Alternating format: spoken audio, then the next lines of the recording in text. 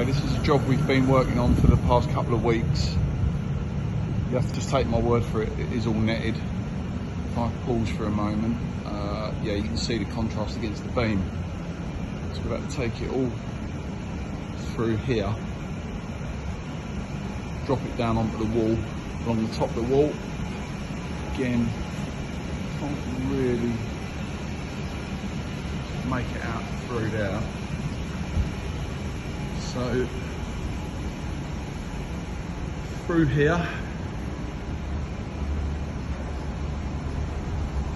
we took it just above the lights. Doesn't take long for the spiders to move back in. So this was one section that we've done,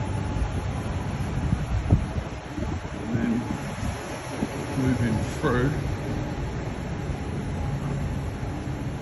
That's got to be addressed, but it's not. It's more of a structural issue, that one.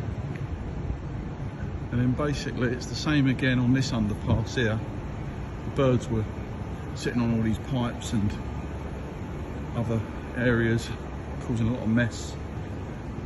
So again, this has all been netted all the way through, right the way back to the back wall there. And then it's the same again on that next section down. So yeah, we've got all our netting from kill germ, and yeah, it's worked out very nice.